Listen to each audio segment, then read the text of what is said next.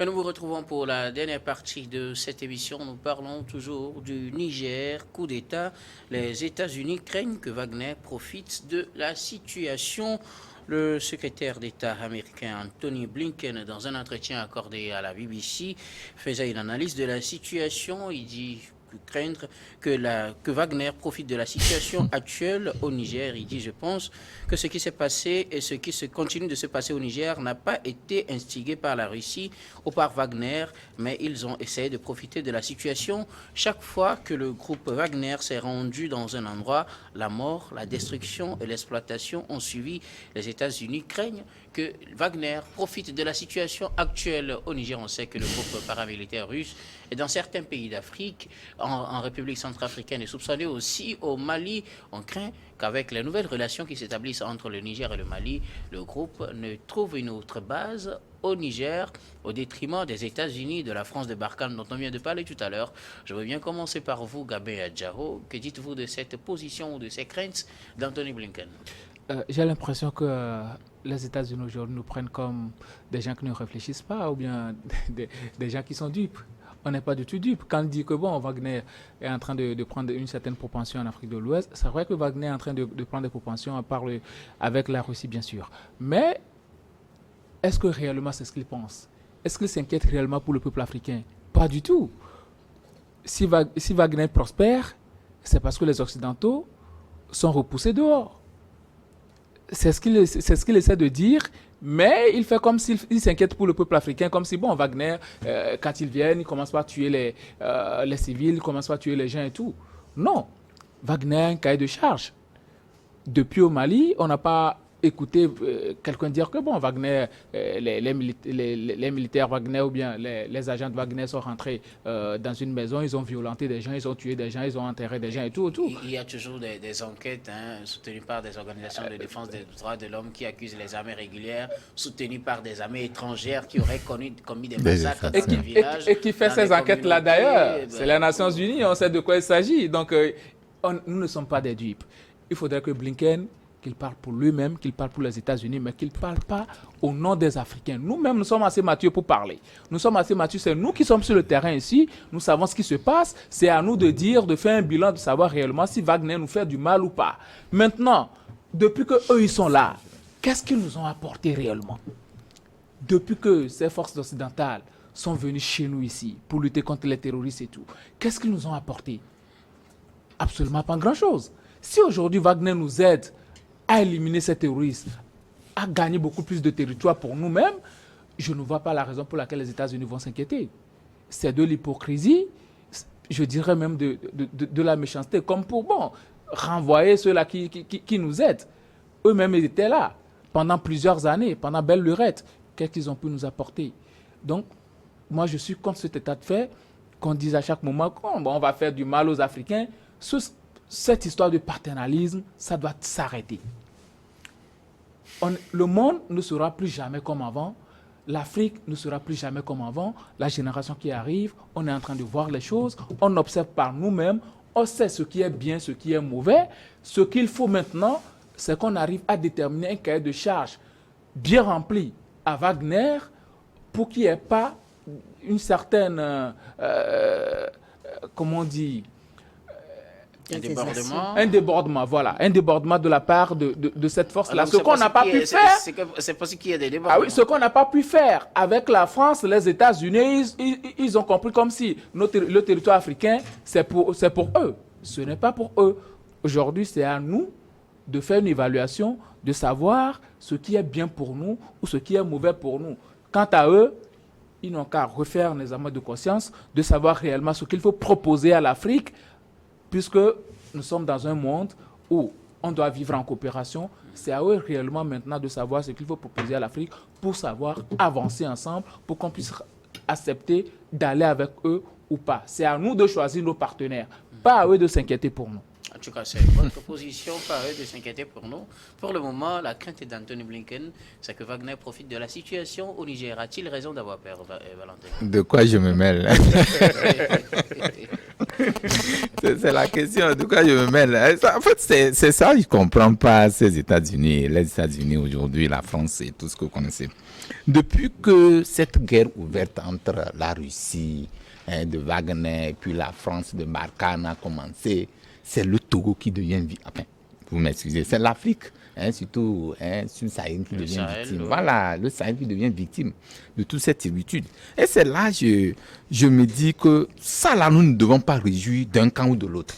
Moi-même, j'ai déploré la fois dernière. C'est comme c'est un va-t-en-guerre ou c'est comme c'est des flèches qu'on se lance et tout. Quand la déclaration du président Ibrahim Traoré oui, en Russie. Bon, enfin, moi, je n'étais pas d'accord parce que tout à l'heure, il ne faut pas commencer à penser que ailleurs est mieux. Ça veut dire qu'on ne pense pas à nous-mêmes, quoi. Pour dire que nous sommes venus pour que nous nous aidiez. C'est vrai, aujourd'hui, on a besoin de ce partenariat, certes. Mais il faut quand même donner du poisson à quelqu'un ou de lui apprendre à pêcher. C'est de ça il s'agit. On peut avoir des techniciens qui nous donnent des moyens pour pouvoir nous prendre en charge. C'est encore mieux que de dire que non, nous sommes là pour votre soutien. Tout le monde, aujourd'hui, aspire à ce que dans son pays, il y ait quand même ce que nous appelons la sécurité. Alors, pour la sécurité, faut-il faire appel aux États-Unis ou à Wagner? Non, en fait, cette question, aujourd'hui, les partenaires qu'on choisit l'un ou l'autre, les deux même peuvent venir. Est-ce qu'il y a un problème si on multiplie les partenaires? Il n'y a pas de problème. C'est-à-dire que si on peut penser que les États-Unis... oui, on peut multiplier les partenaires. La prostitution sécuritaire. Bon, pas ça. Si on pense qu'une partie des États-Unis ou de choses là peuvent nous appuyer un peu. Regardez, par exemple, au Niger, il y a les États, enfin, il y a les Américains qui sont là-bas, il y a les bases américaines, il y a les bases françaises. Donc, c'est pourquoi je dis, il y a ce mixage-là qu'on peut faire. Mais ne pas s'ériger en éternel adversaire, inouï, ou peut-être c'est des forces ou des intérêts qui vont être mis en jeu. Donc, c'est pas ça qu'il s'agit. Ici, c'est de savoir quand on se querelle pour nous. C'est pas contre nous, on se querelle pour nous. Ça veut dire que nous devons prendre conscience, mais qu'est-ce que nous allons faire pour nous retirer d'eux? Ça, c'est la question que les États aujourd'hui, sur lesquelles nos États ou les chefs d'État aujourd'hui doivent réfléchir. Alors, concrètement, est-ce qu'il y a des craintes que Wagner profite de la situation au Niger? Non, profiter du Niger, je ne sais pas qu'est-ce qu'on met dans profiter. Est-ce qu'il n'y a pas un partenariat gagnant-gagnant? Ils viennent pour aider le Niger aussi les aide. C'est-à-dire qu'ils ne viennent pas seulement pour leurs intérêts, pour l'intérêt du Niger. Ils viennent aussi sans contrepartie. Mais ce qui est intéressant, c'est de faire de manière à ce que les accords qu'on signe à partir de ces partenaires-là soient connus du grand public. C'est le problème, ça. Mais si on ne sort pas ces accords-là et on vient, c'est des gens après des élections, c'est eux qui vont instrumentaliser, choisir tel, parce que je sais que quand il est au pouvoir, ça va me profiter. Ça va être encore un désastre pour nos États. Mais profiter du Niger, c'est une alerte, c'est une propagande pour dire c'est un ennemi, faites attention. Mais le Niger s'est choisi ses partenaires. Ce n'est pas en donnant cette information que le Niger va quitter Wagner pour voilà. Donc le Niger a le choix, mais ne donnez pas des alertes, de fausses alertes. Le Niger sait qui l'arrange et qui ne l'arrange pas. En tout cas, dans cette déclaration, Anthony Blinken a quelques mots craints pour l'avenir du Niger. Il serait tenté d'avoir recours au service de Wagner. A-t-il raison d'avoir peur? Ça, c'est une grande question. Alors, déjà, ce que je sais, c'est que les États-Unis, déjà, dans leur liste, je crois que Wagner est sur la liste noire. Ouais. Et ça, c'est pas étonnant. C'est-à-dire que la réaction des États-Unis est plus que normale à leur logique de fonctionnement qui considère que Wagner est un groupe terroriste. Déjà, ça, il faut le noter.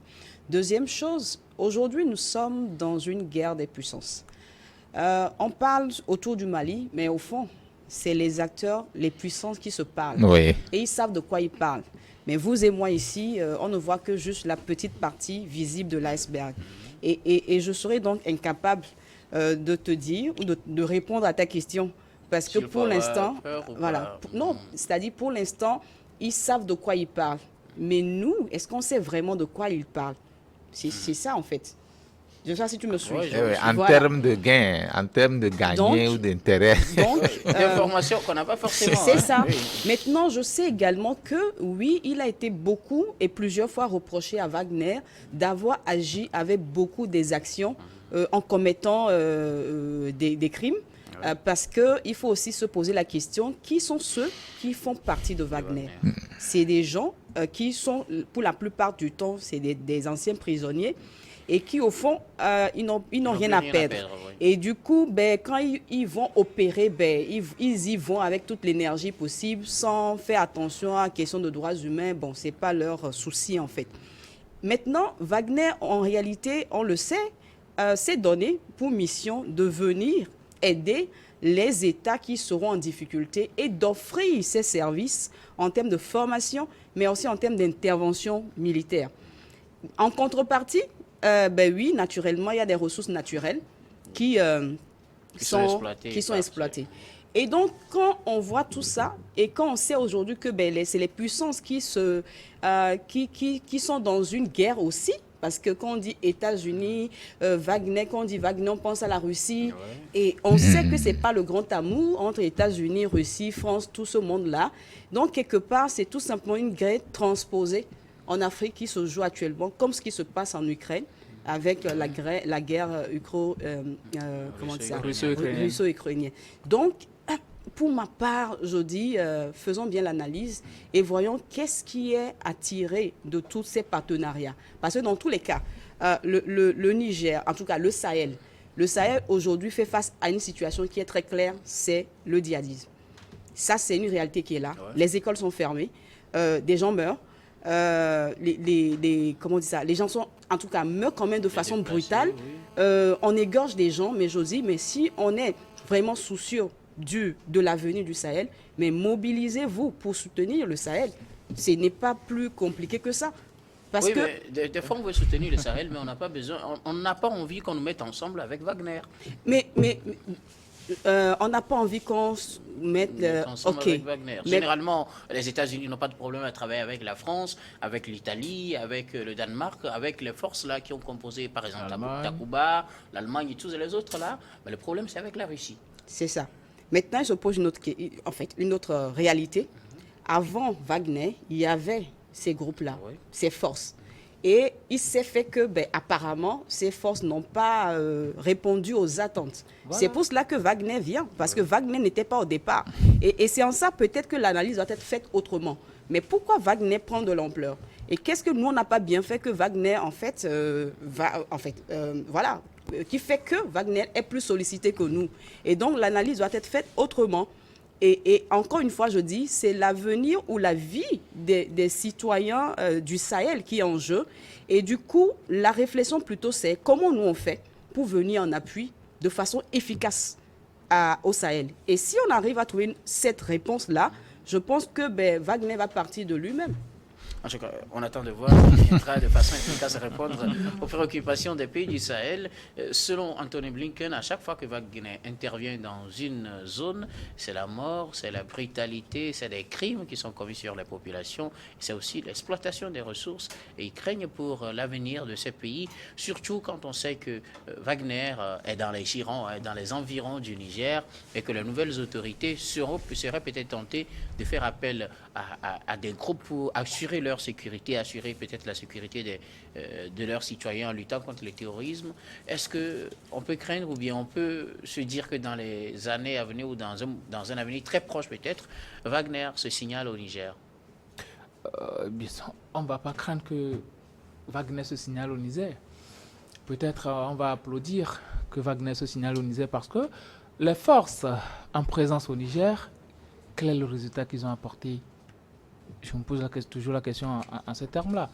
Si Blinken dit cela, à chaque fois que Wagner passe quelque part, c'est des morts, c'est l'exploitation des ressources. Eux, ils sont présents pourquoi? Ils vont me dire que les États-Unis, pour aider les pays, depuis qu'ils sont là, ils ont aidé les pays en quoi? Et les terroristes sont toujours là. Les terroristes sont toujours le vent en poupe. Moi, je ne les comprends pas. Quand on veut mettre Wagner ou bien faire voir Wagner comme les méchants de l'histoire, Wagner n'est même pas le méchant de l'histoire. Le méchant de l'histoire ici, ce sont les États-Unis et ses acolytes. Est-ce qu'on est sûr de ce qu'on dit? Est-ce qu'eux, ils sont sûrs de ce qu'ils disent? À chaque moment, Wagner passe ici, c'est des morts, c'est ceci, c'est cela. Or, à ce moment-là, c'est pas comme si les Africains ne sont pas intelligents. Ceux-là qui ont engagé Wagner savent les résultats que Wagner apporte. Mais c'est les mêmes personnes qui ont engagé. C'est les mêmes personnes qui ont engagé aussi les Français, les Américains et qui sont déçus par après. Dado vient de dire quelque chose tout à l'heure. avant Wagner, il y avait Takuba, il y avait Serval, il y avait Barkhane et autres. Si Wagner est venu, c'est parce que ces forces en présence là ne faisaient absolument rien. Ils n'apportaient pas les résultats requis. Maintenant que Wagner est venu et que certains pays sont satisfaits de leur rapport, ben, en quoi est-ce que ça concerne les États-Unis? En quoi est-ce que ça les concerne? Si le Niger trouve normal de faire venir Wagner sur ce territoire pour pouvoir l'aider à vaincre les terroristes, je pense que c'est tout à fait normal. Parce que si ce que tu as sous la main, ça ne t'apporte pas un résultat que tu escomptes, c'est normal que tu cherches quelque chose d'autre. Et tous les États le font. Les États-Unis eux-mêmes, ils ont eu à lutter contre des terroristes. Ils les ont massacrés. Ils ne sont pas allés négocier avec eux. Donc, on ne va pas nous demander à nous de négocier avec les terroristes. Un malfaiteur, on ne négocie pas avec lui. Vous êtes contre la position de Mayaba, hein? Ah oui, il le sait. Tout à l'heure, oui. On le met hors d'état de nuire. C'est aussi simple que ça. Les forces occidentales, hein, et depuis qu'ils sont là, c'est la question que je pose. Depuis qu'ils sont là, quel est le résultat? Quelle est la résultante de leurs actions? C'est ce qu'on ne voit pas. Or, on sait très bien qu'on a eu à voir des voitures blindées et puis avec des contenus pas possibles. On ne va pas le dire ici. Et il y a des forces maliennes qui ont eu à dire que même les États-Unis ou bien les forces françaises soutiennent les terroristes. On n'a pas les preuves, oui, mais c'est ce que ces autorités maliennes la disent. Et la dernière fois, les autorités nigériennes ont eu à sortir les accords militaires entre le Niger et la France. Quand tu lis ça, tu tombes des nues. Tu te poses comment un chef d'État qui se soucie du bien-être de sa population peut signer cela. Donc, c'est ce que je dis. Quand ces pays-là viennent en Afrique, c'est pour chercher leur intérêt, pas pour nos beaux yeux, pas pour le bien-être des Africains. Ce qui est tout à fait le contraire avec le contrat signé avec Wagner. Est-ce qu'honnêtement, on n'est pas en train de, peut-être, comme on le dit, hein, déshabiller Pierre pour habiller Paul?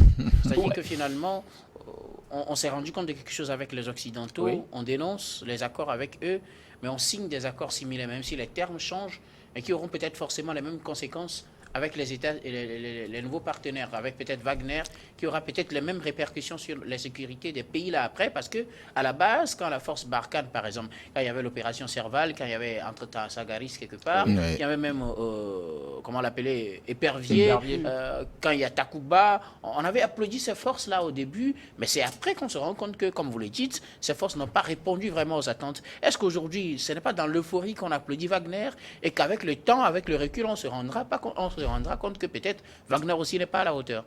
C'est à cela qu'il faut faire très attention. Moi, je le dis toujours, que ce soit la Russie, que ce soit la France, que ce soit les États-Unis, eux tous ne nous aiment pas, ils viennent pour leur intérêt. Maintenant, Wagner, quand tu prends Wagner, je pense que leur mission, ça doit être situé dans la durée. Il ne faut pas leur accorder un temps illimité comme ça. Il faut situer leur mission dans la durée et leur confier un cahier de charge bien garni. Vous remplissez votre cahier de charge, vous avez ce que vous avez et puis vous partez. Avec un point, un trait. Et il faut être clair sur les accords aujourd'hui. Une question surtout avec Wagner et tout ce qu'on a connu avec la tentative de rébellion de Yevgeny Prigojine. Est-ce que ce sera facile de se débarrasser de ces gars-là quand ils auront fini leur travail? Ça, c'est juste une question. Oui, un contrat reste un contrat. Ils ne sont pas venus juste comme ça dans ces pays-là. C'est parce qu'il y a un contrat au préalable. Maintenant, le contenu du contrat, on ne le sait pas. Est-ce qu'ils ont une durée limitée au Mali, au Burkina ou bien à venir au Niger? Pas officiellement. Bon, pas officiellement. Mais bon, disons au Mali. Ils ne sont pas venus juste comme ça. Ça veut dire qu'au préalable, il y a un contrat. Et ils sont venus sous la coupole de l'État russe. Même si ce sont des mercenaires, des agents d'un groupe privé, c'est la Russie qui les a envoyés. Ça veut dire qu'il y a un contrat au préalable avec l'État russe. Et je pense que Assimi Goïta et ses hommes ne vont pas se méprendre en amenant ce genre de personnes, des anciens prisonniers qui n'ont plus rien à perdre sur ce territoire et leur donner carte blanche comme ça. Non, pas du tout. Valentin Mayaba, est-ce qu'il y a des craintes qu'aujourd'hui le Niger, bon, peut-être crainte pour certains, espoir pour d'autres, que le Niger fasse appel à Wagner? Et si oui, est-ce qu'on prend des dispositions pour que ces groupes-là finalement ne fassent pas ce qu'on reproche aujourd'hui aux forces occidentales? Bon, moi, ce qui est important, ce n'est pas de voir ce qui va arriver demain. Vous comprenez? Tout à l'heure, qu'est-ce qu'ils sont en train de faire? S'il y a des résultats que nous voyons, oui. S'il y a des résultats, on les met à l'épreuve. Maintenant, Et si demain on regrette? Oui, bon, Parce attends, que les autres c'est aussi, des c'était comme prévisions. ça, hein. Oui, c'est pourquoi Je nous vous rappelle disons... qu'on avait applaudi les on l'a- forces françaises au Mali. Oui, on l'a C'était dit. des héros. Oui, on l'a dit tout à l'heure, puisque quand le Barkhane était arrivé, Barkhane n'était pas nul dans durant tout son parcours, il y a quand même des actions que ces forces-là ont quand même... Est-ce que ce n'est pas finalement le même scénario qui se joue? Justement, bon, maintenant, si c'est le même scénario, moi je l'ai dit tantôt, c'est de penser à une alternative. C'est-à-dire que penser que c'est quelqu'un qui viendrait d'ailleurs pour votre sécurité, ça peut être un peu compliqué. Bon, maintenant, si vous allez le faire et que vous pensez que demain, ce ne serait pas le même résultat que la personne va vous apporter, vaut mieux commencer à envisager d'autres pistes, ou d'autres formules qu'il faut adopter pour quand même que demain, ce qui s'est passé avec Abalo n'arrive pas avec Kofi. Donc, dans tous les cas... ces pistes-là, par exemple? Non, les pistes, c'est quoi? Aujourd'hui, c'est vrai, on ne peut pas tout à l'heure penser à une force intérieure qui puisse lutter véritablement contre les djihadistes ou les terroristes, mais également, on peut avoir en appui ces personnes-là, ces puissances-là ou ces forces externes-là, et avec eux, nous signons des contrats. Il y a des contrats qui sont établis sur des durées de tel. Si vous faites tel résultat, voilà. Vous leur donnez un cahier de charge. Alors, à partir de ce cahier de charge, s'ils ne remplissent pas à partir de tel moment, on peut les faire quitter. Donc, quand les gens sont là, ils n'ont pas un cahier de charge parce que nous sommes là, il y a un contrat qui nous lie, ça ne marche pas. Donc, je le dis et je le répète toujours. Aujourd'hui, les déclarations que l'Américain Anthony Blinken est en train de faire, bon, moi, je dis que c'est une propagande. Comme le disait quelqu'un, on dit quoi? Il faut soigner la fièvre plutôt que de casser le thermomètre. Et ici, c'est de penser à comment eux, ils vont faire que de penser à une autre personne, à une autre force. Aujourd'hui, les Américains, nous connaissons la guerre ouverte qui existe entre eux et la Russie. Maintenant, si ces paroles-là ou ces communications-là sortent, les gens ne vont pas voir, même si c'est la réalité là en train de dire, nous allons l'orienter sous un autre angle. C'est ça aussi le débat. Moi, j'aurais souhaité que chacun reste dans son camp et que si demain, les Wagner entendent dans ce sens-là, ils sortent un autre communiqué, ça devient un bras de fer inouï. Mais l'Afrique devient victime. C'est pourquoi moi je dis et je le répète toujours, nous devons prendre conscience de la situation. Cette situation, qu'on le veuille ou non, on finira pas à discuter avec les terroristes.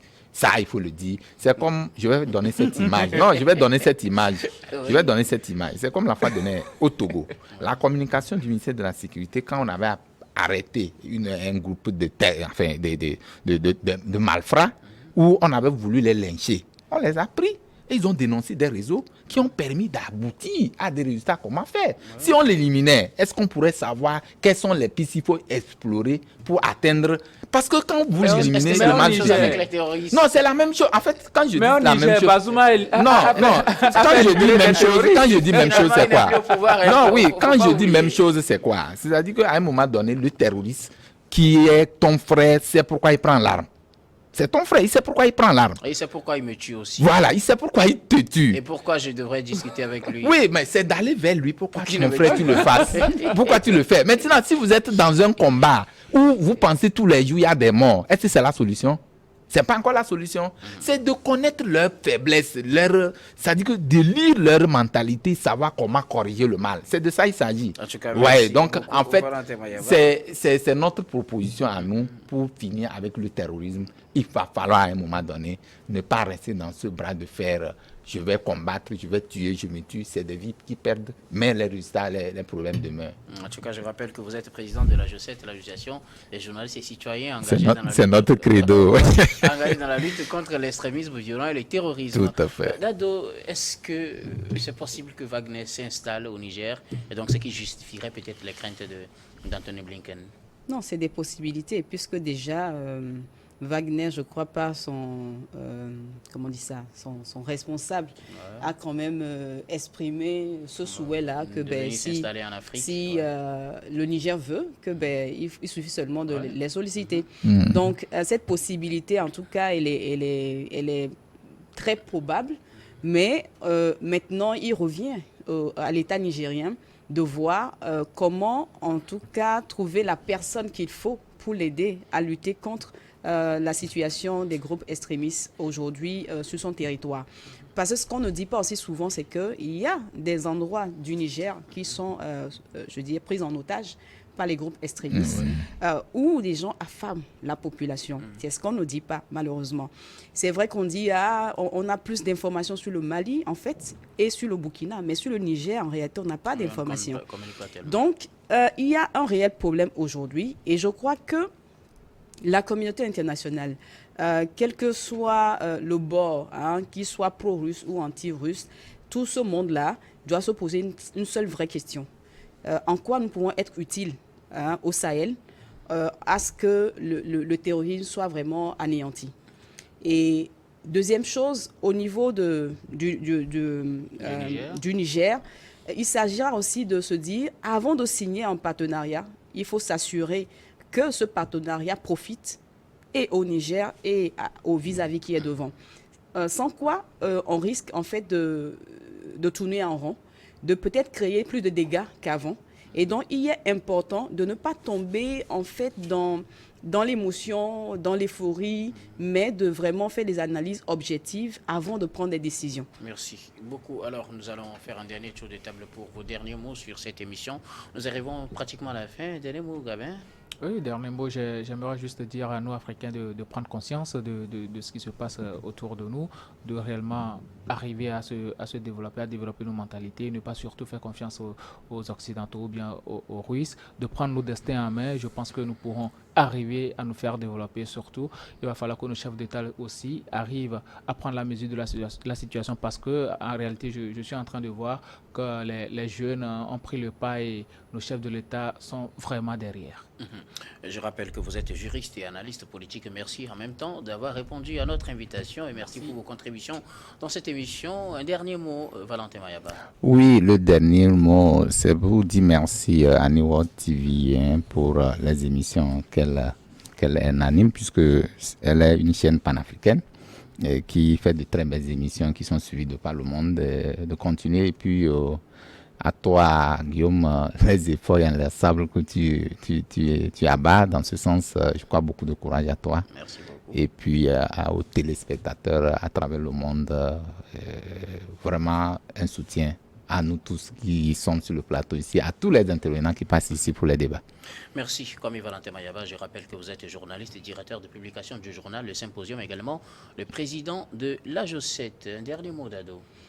Je dirais tout simplement plus de célérité dans tout ce programme de lutte contre l'extrémisme violent parce que c'est des vies qui meurent chaque jour. Tout à fait. C'est assez dramatique et il faut peut-être arrêter la guerre des puissances et aller à l'essentiel. Merci beaucoup. Vous êtes la coordinatrice nationale de WANEP Togo. Voilà, justement, un grand merci également à vous, très chers téléspectateurs, d'avoir été des nôtres. Je vous retrouve demain avec le même plaisir pour un autre numéro de Regard Croisé.